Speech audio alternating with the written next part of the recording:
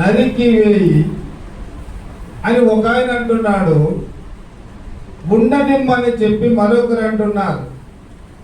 మన జీవితంలో వేటిని ఉండనియమని చెప్పి ఆయన తెలియజేస్తూ ఉన్నాడో ఒక 4 విషయాలు ఈ సమయం ముందు మనం ధ్యానం చేసుకుందాం. లూకా సువార్త 8వ అధ్యాయం 37వ వచనంలో,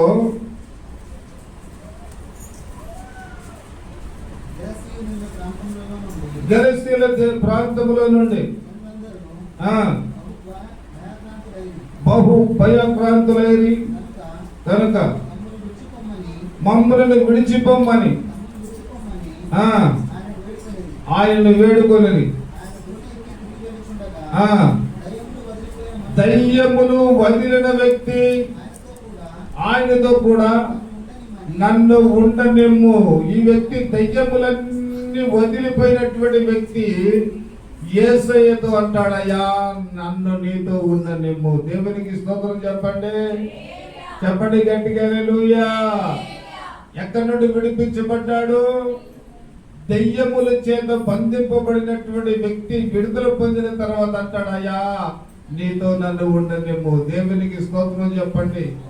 ఎవరు సాధు చేయలేనటువంటి వ్యక్తి, గ్రామమంతా కూడా భయంకరమైనటువంటి భయపడుతున్నటువంటి భయాన్ని కలుగజేస్తున్నటువంటి వ్యక్తి అవి వదిలిపోయిన తర్వాత అంటాడు, అయ్యా నన్ను నీతో ఉండనిమ్ము. దేవునికి స్తోత్రం చెప్పండి గట్టిగా, చెప్పండి గట్టిగా హల్లెలూయా. దావీదు వంశములోని కొన్ని మాటలు మనం జ్ఞాపకం చేసుకుందాం. మొదటి రాజుల గ్రంథము 11వ అధ్యాయము 33వ వచనము. చదివే వాళ్ళు కొద్ది గట్టిగా చదవాలా.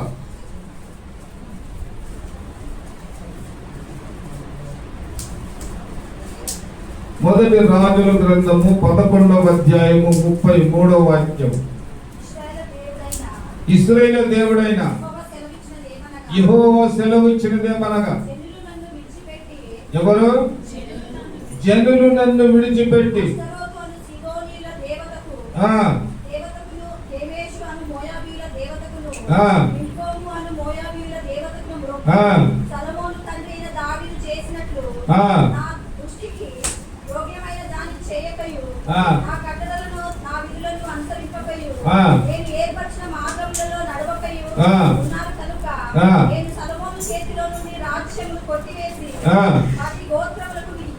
పది గోత్రములకు ఇచ్చేదను.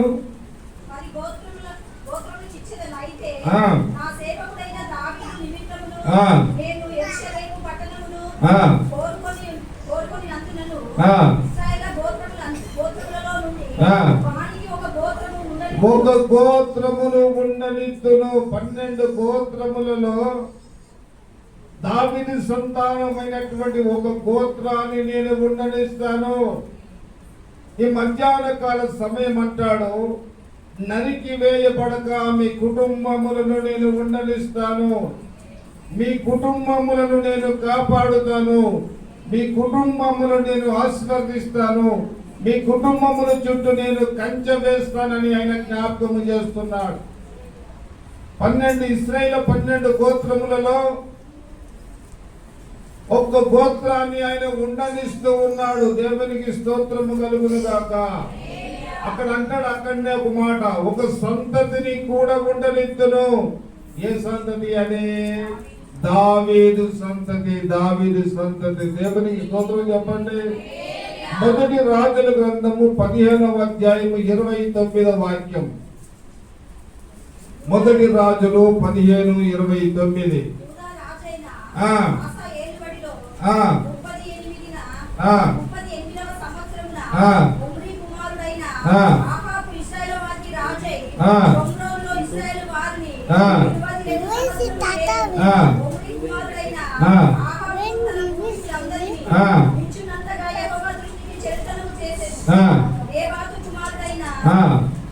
యెరోబాము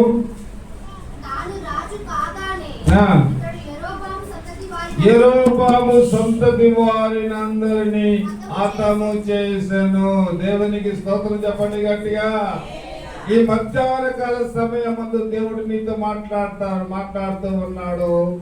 నీ కుటుంబమును నేను ఉండనిత్తును. నీ కుటుంబమును నేను ప్రేమిస్తూ ఉన్నాను. నీ కుటుంబమును నేను దీవిస్తాను. ఈ సంవత్సరం అంతా కూడా నీ కుటుంబమును నేను కాపాడుతానని చెప్పి ఈ మధ్యాహ్నకాల సమయమందు ఆయన మనతో మాట్లాడుతూ ఉన్నాడు. 2 రాజుల గ్రంథము 10వ అధ్యాయము 11వ వచనము.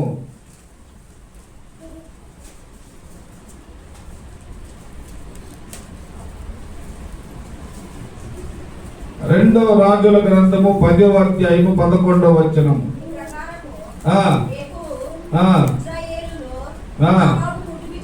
అహాబు కుటుంబీకులనందరినీ, బంధువులను, అతని సంబంధులకు అందరినీ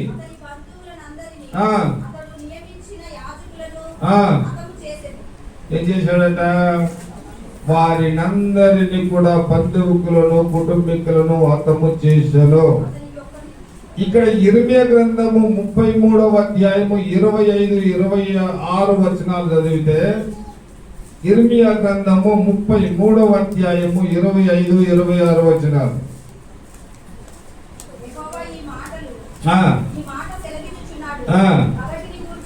పగటిని గూర్చి రాత్రిని గూర్చి చేసిన నిబంధన నిలకడగా ఉండని ఎడల భూమి ఆకాశములను కూర్చిన విధులను నియమించువాడను నేను కాని ఎడల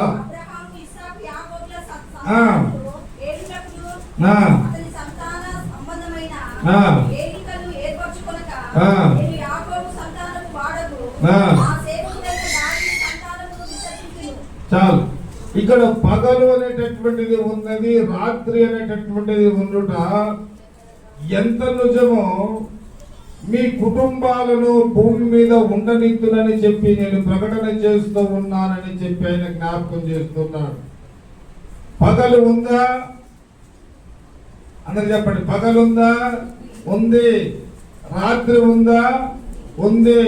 పగలు ఉంది, రాత్రి ఉండుట ఎంత శ్రేష్టమో, ఎంత ప్రాముఖ్యమో, అలాగనే ఈ భూమి మీద మీ కుటుంబాలను ఉండనిచ్చును. దేవునికి స్తోత్రం చెప్పండి. చెప్పండి గట్టిగా హల్లెలూయా. అందుకే అపోస్తలుల కార్యం 26వ అధ్యాయము 22వ వాక్యాన్ని మనం జ్ఞాపకం చేసుకుందాం.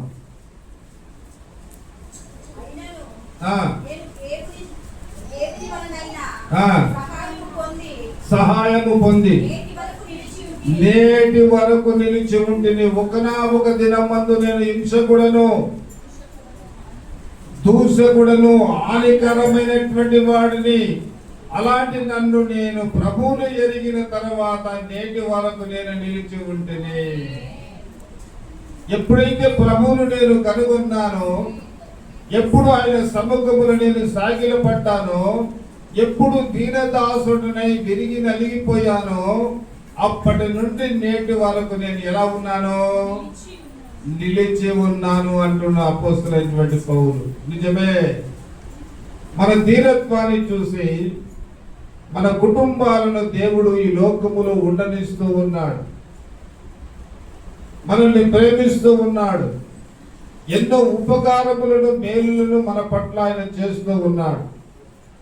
కాబట్టి మొట్టమొదటిగా ఆయన ఎవరిని ఉండనిస్తాడు? ఒక గోత్రమును ఉండనిచ్చును. రెండవ విషయాన్ని జ్ఞాపకం చేసుకుందాం. 1 రాజుల గ్రంథము 11వ అధ్యాయము 34వ వాక్యము.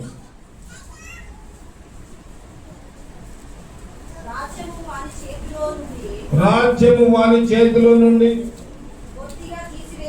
బొత్తిగా తీసివేయక నేను కోరుకుని నా సేవకుడైన దావీదు నా ఆజ్ఞలను అనుసరించి నా కట్టడలను ఆచరించెను కనుక దావీదును జ్ఞాపకం చేసుకొని అధికారిగా ఉండనిత్తును. దేవునికి స్తోత్రం చెప్పండి. దావీదును ఎలా ఉండనిస్తాడట?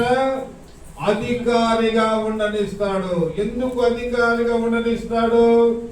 ఆయన ఆజ్ఞలను, కట్టడలను, నిబంధనలను ఆయన అనుసరించినటువంటి వాడుగా ఉన్నాడు కాబట్టి ఆయన నేను అధికారిగా ఉండనిస్తాను. 89వ కీర్తన 35, 36 వచనాలు.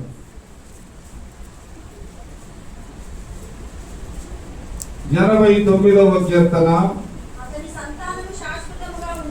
అతని సంతానము శాశ్వతముగా ఉండుననియు అతని సింహాసనము సూర్యుడు ఉన్నంత కాలము నా సన్నిధిని ఉండనిమ్ము. దేవునికి స్తోత్రం చెప్పండి గట్టిగా. అతని సంతానము సూర్యుడు ఉన్నంత కాలము నేను ఉండనిచ్చేదను, ఆ సంతానమునకు నేను అధికారమునిత్తును అని చెప్పి ఆయన మాట్లాడుతూ ఉన్నాడు. ఇదే కీర్తన గ్రంథము 75వ కీర్తన 10వ వచనములో 75వ కీర్తన 10వ వచనము. భక్తిహీనుల కొమ్ములన్నిటినీ నేను తిరగగొట్టెదను, నీతిమంతుల కొమ్ములు హెచ్చింపబడును. ఈ నీతిమంతుల కొమ్ము అనగా అధికారము. నీతిమంతుల కొమ్ము ఏమైందండి? ఇప్పుడు హెచ్చింపబడును. లూకా సువార్త 10వ అధ్యాయము 19వ వాక్యము.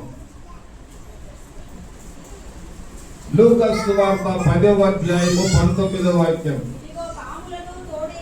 ఇదిగో పాములను తోడేలన తేలన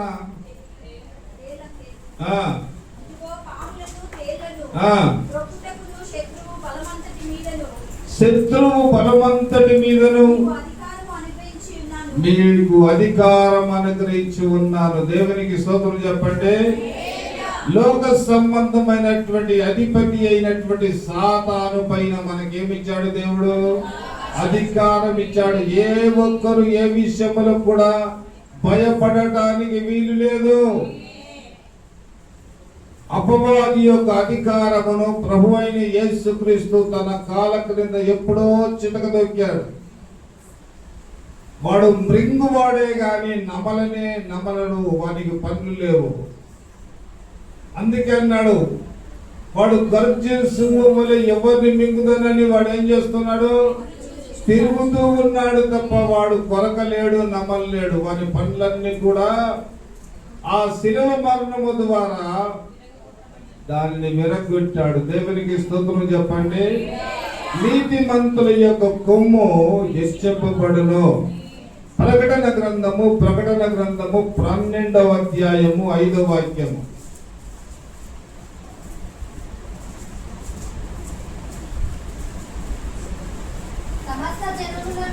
సమస్త జనములను ఇనుప దండముతో చూడండి, ఏలనయున్న ఒక మగ శిశువు చాలు.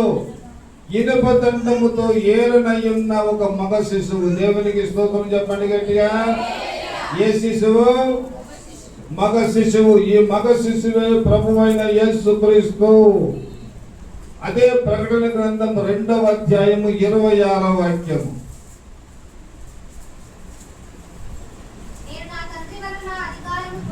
నేను నా తండ్రి వలన అధికారము పొందినట్లు జయించుచు. చాలు, అంతము వరకు నా క్రియలు జాగ్రత్తగా చేయువారికి జనుల మీద నేను అధికారం ఇచ్చేదను. దేవునికి స్తోత్రం చెప్పండి గట్టిగా. కాబట్టి దేవుడు రెండోదిగా ఏమిస్తున్నాడు మనకు? అధికారము ఉండనిత్తును. మూడో విషయాన్ని జ్ఞాపకం చేసుకుందాం. మొదటి రాజుల గ్రంథము 15వ అధ్యాయము 5వ వాక్యము.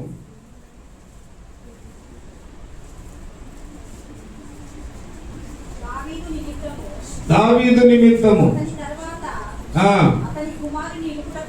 అతని కుమారుని నిలుపుటకును యెరూషలేమును స్థిరపరచుటకును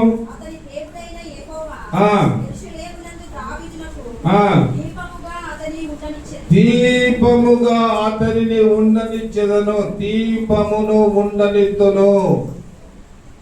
అందరు చెప్పండి అన్నమాట.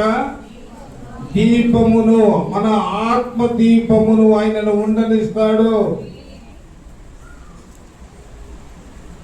మనం ఎన్ని అంగులు, ఎన్ని రంగులు, ఎన్ని పొంగులు మనము కలిగి ఉన్నా ఈ దేహంలో నుండి ఈ దీపం బయటకు వచ్చేసింది అనుకో, ఈ శరీరం ఎందుకు పనికిరాదు? పనికొస్తుందా? ఒక జంతువు చనిపోతే దాని శరీరం పనికొస్తుంది, దాని తోలు పనికొస్తుంది, కానీ మనిషి చనిపోతే ఎందుకు పనికిరాడు? ఆయన ఏమనిస్తున్నాడు? దీపమును ఉండనిత్తును. 132వ కీర్తన 17వ వచనము.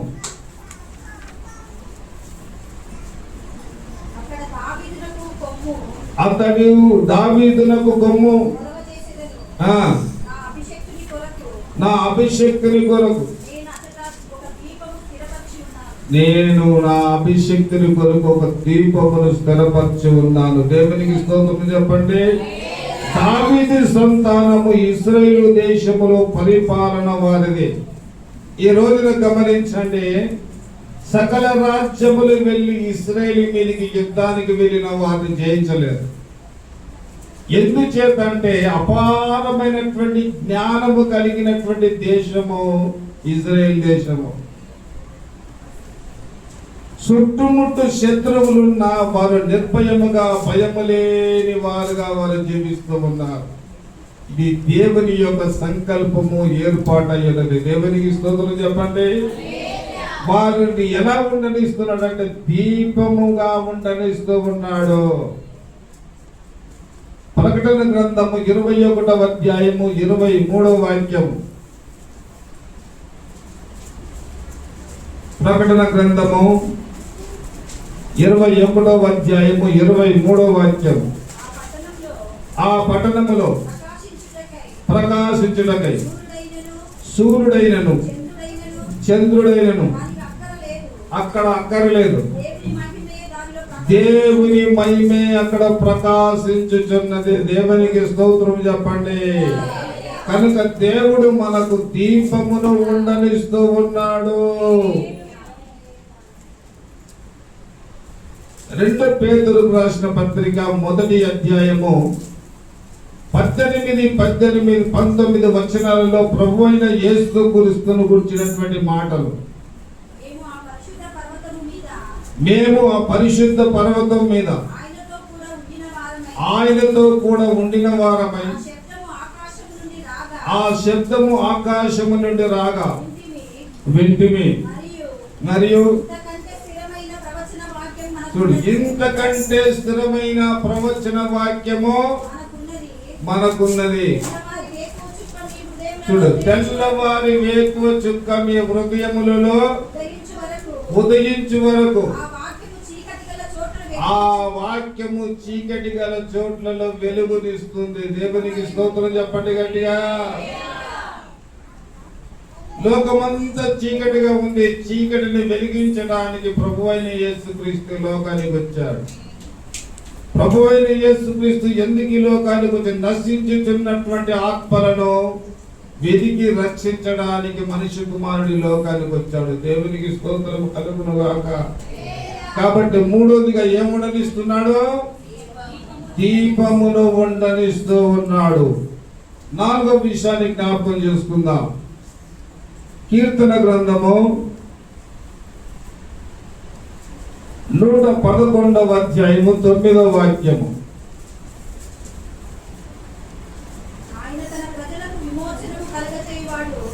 ఆయన తన ప్రజలకు విమోచన కలుగజేయువాడు.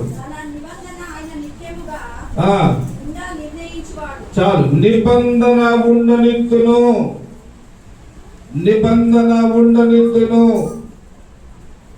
ఆయన మనతో ఏమి ఉండనిస్తాడు మనకు అనంటే, ఆయన మనతో చేసినటువంటి నిబంధన ఉండనిత్తును. కీర్తన గ్రంథము 54వ అధ్యాయము 10వ వచనము.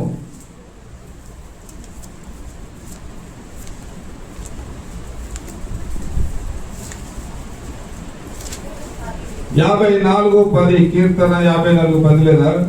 ఎంత ఉంది? 7 వరకే ఉందా? సరే, ఓకే. ఆదికాండము 9వ అధ్యాయము 16, 17 వచనాలు. ఆదికాండము 9వ అధ్యాయము 16, 17 వచనాలు. ఆ ధనస్సు మేఘములో ఉండును, మీరు దానిని చూసి దేవునికి భూమి మీద ఉన్న సమస్త శరీరాలలో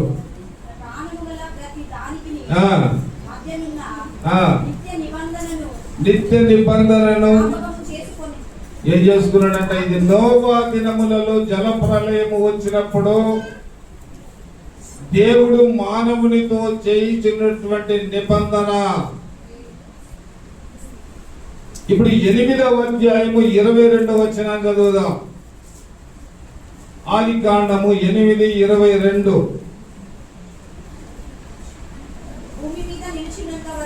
భూమి మీద నిలిచినంత వరకు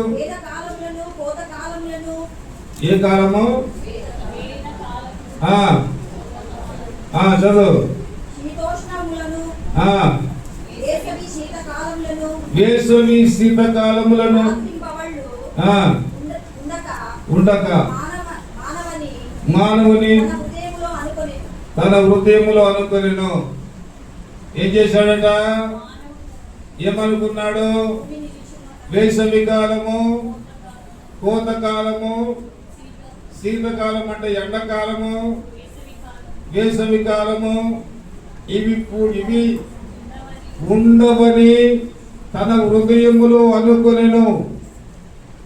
నిబంధన చేసుకున్నాడు నోవా దినముల యందు. ఆ జల ప్రళయానికి ముందు మానవులతో ఆయన నిబంధన చేసుకుని ఉన్నాడు. 9వ అధ్యాయం 1 వచనం చదువు. మరియు దేవుడు చూడు, నోవాహు అతని కుమారులను ఆశీర్వదించి మీరు ఫలించి అభివృద్ధి పొంది భూమిని నింపుడు. దేవునికి స్తోత్రము కలుగును గాక. మీరు ఫలించి అభివృద్ధి పొంది భూమిని నింపుడని చెప్పి ఆయన ఏం చేస్తున్నాడు? నిబంధన చేస్తూ ఉన్నాడు. దేవునికి స్తోత్రము కలుగును గాక. న్యాయాధిపతుల గ్రంథము 3వ అధ్యాయములో 4, 5, 6 వచనాలు చదువుదాం. ఇక్కడ సంసోను యొక్క జీవితంలో జరిగిన సంభవాన్ని జ్ఞాపకం చేసుకుందాం.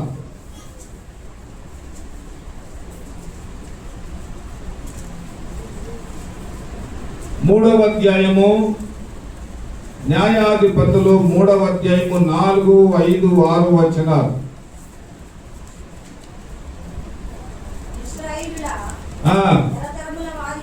తరతరముల వారికి అనగా పూర్వము ఆ యుద్ధములను ఏ మాత్రము చూడని వారికి యుద్ధము చేయ నేర్పినట్లు యెహోవా ఉండనిచ్చిన జనులు ఇవి. ఫిలిష్తీయుల 5 సర్దారుల జనులలో ఆ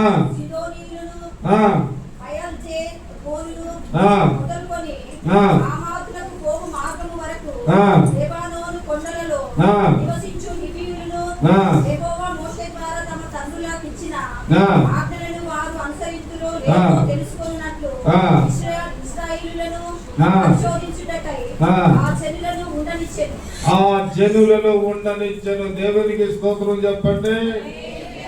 ఈ నాజీరు చేయబడినటువంటి వాడు ఒక రకంగా మనము చూస్తే నిబంధన పుత్రుడు. సంసోను ఎలాంటి వాడు? నిబంధన పుత్రుడు అని చెప్పాలి. లేకుంటే నాజీరు చేయబడినటువంటి వాడు, దేవుని యొక్క ఆత్మ చేత నడిపించబడుచున్నటువంటి వాడు. ఏం చేశాడు? తప్పిదముల ద్వారా ఆయన తన యొక్క బలమును పోగొట్టుకున్నాడు. తప్పిదము ద్వారా గురుడివాడుగా మార్చబడ్డాడు. నా ప్రియమైనటువంటి దేవుని జనాంగమా, ఈ మధ్యాహ్న కాల సమయం అందు ఒక మాట మనం చదువుకొని ప్రార్థన చేద్దాం. 2 కొరింథీయులకు రాసిన పత్రిక 12వ అధ్యాయము 7వ వచనాలు చదువుదాం.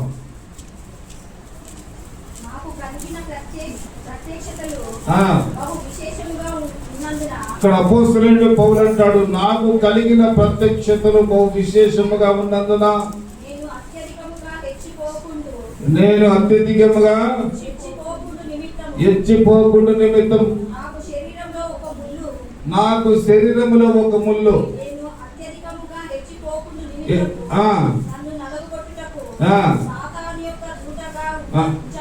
చాలు. నేను ఎచ్చిపోకుండా గర్వపడకుండా నాకు అది ఉంది ఇది ఉందని నేను ఎగిరి పడకుండా అదిరి పడకుండా నా జీవితంలో దేవుడు నాకేం పెట్టాడు? ఒక ముళ్ళు పెట్టాడు. చాలా జాగ్రత్తగా గమనించండి. దేవుని యొక్క సన్నిధానములో అణిగి మణిగి ఉండేటటువంటి వారికి ఏదో ఒక రకమైనటువంటి ముళ్ళు పెడతాడు. కొంత ఎక్కువగా ప్రార్థన చేసిన, ఆత్మీయంగా నడిపించబడ్డా, నేను ఇంటికి వెళ్ళిన తర్వాత నాకు ఇక్కడున్న శరీరంలో పట్టుకొని చాలా బాధపడతాను. ప్రభువుకు మహిమ చెల్లిస్తా. ఎందుకంటే దేవా, నీ సన్నిధానంలో బలహీనత అనేది కనబడకుండా ఇప్పుడు ఆ బలహీనత కలగజేస్తున్నామని చెప్పి ప్రభువు ప్రార్థన చేసుకుంటామని. కాబట్టి దేవాది దేవుడు మనతో నిబంధన ఉండనిస్తూ ఉన్నాడు. దేవునికి స్తోత్రం చెప్పండి. ఒక గోత్రమును, ఒక కుటుంబమును ఉండనిస్తూ ఉన్నాడు. ఒక అధికారమును ఉండనిస్తూ ఉన్నాడు. ఒక దీపమును ఉండనిస్తూ ఉన్నాడు. నిబంధన ఉండనిస్తూ ఉన్నాడు. చివరికి ఒక మాట, 1 పేతురు 1వ అధ్యాయము 7-8 వచనాలు.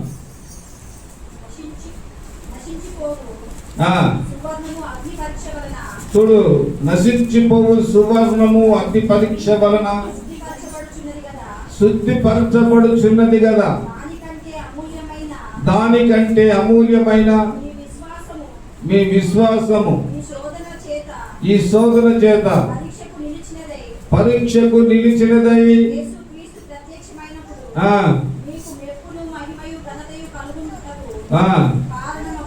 చూసారా? మీకు మెప్పు ఘనత కలుగుటకు మహిమ కారణమగును. దేవునికి స్తోత్రం చెప్పండి. చెప్పండి గట్టిగా హల్లెలూయా. అందరు చెప్పండి గట్టిగా హల్లెలూయా. ప్రియమైనటువంటి దేవుని బిడ్డలారా, మనము ఉండనిస్తాము. దేవునికి స్తోత్రం చెప్పండి. మనము లోకములో నిర్మూలము చేయబడము. కాబట్టి ముందుగా చెప్పాం, మనం నరికి వేయబడక ఉండనిత్తును. అందరు చెప్పండి, నరికి వేయబడక ఉండనిత్తును. ఎక్కడ ఉండనిస్తాడు? మన కుటుంబములను భూమి పైన ఉండనిస్తాడు. మనకు అధికారమును ఉండనిస్తాడు. అధికారము ఇచ్చి మనల్ని ఉండనిస్తాడు. మన దీపములను ఆయన ఉండనిస్తాడు. మనతో నిబంధన ఉండనిస్తాడు. దేవునికి స్తోత్రము కలుగును గాక.